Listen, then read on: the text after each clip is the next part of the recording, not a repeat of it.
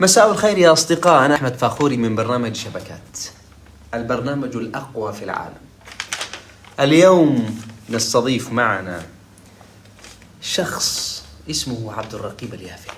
من هذا عبد الرقيب يا أحمد؟ أخبرنا من هذا عبد الرقيب. سوف أخبركم، أعلم بأنكم تتساءلون، اصبروا علي. عبد الرقيب شخص اشتهر مؤخرا في بعض المقابلات من بعض الإذاعات المحلية بأنه يمتلك ذاكرة كروية مستحيلة. يدعي ويزعم بأنه داهية عصره، كمبيوتر زمانه، عفوا حاسوب. لا توجد مفردة كمبيوتر في القاموس.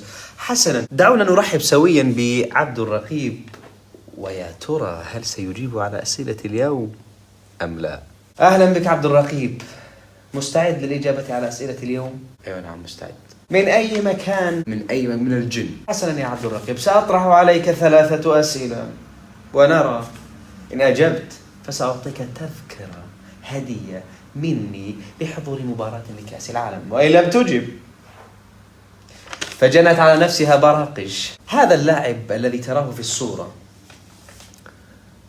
خالته حضرت المباراة، ما اسمها؟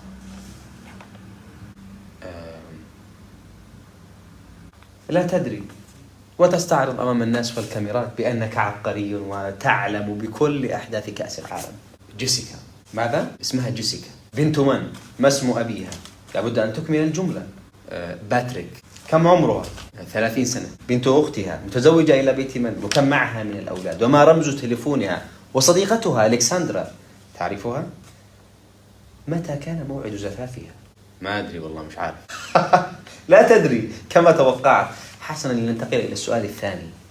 في عام 1986 كانت هناك مباراة ساخنة بين بلجيكا والإكوادور. كم كان عدد الجمهور؟ كان الملعب يتسع ل50,000 متفرج. لا أريد سعة الملعب، أريد معرفة عدد الجمهور بالضبط. 50,000. خطأ، 50,002 دخلوا بعد انتهاء الشوط الأول. ما هذا يا عبد الرقيب؟ أين ذاكرتك؟ لا بد أنها تحتاج إلى عملية إنعاش، ولكن لا تعرف مدى سعادتي حين تخطئ. السؤال الثالث والأخير. في المباراة النهائية عام 1994 أصيب اللاعبون بعطش شديد. من الذي جلب لهم المياه يا عبد الرقيب؟ المياه الباردة المنعشة. سعيد عبد الجبار. من أين اشتراها؟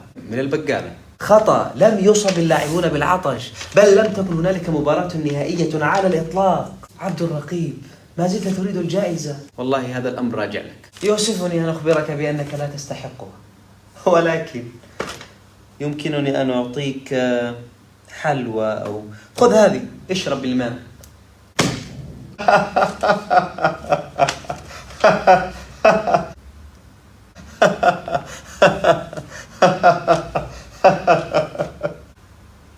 أرأيتم يا أصدقاء، لا يوجد من هو أذكى مني ولا أفصح مني كما سبق وأنا أخبرتكم، ولكنكم تعاندون، تحبون الدراما.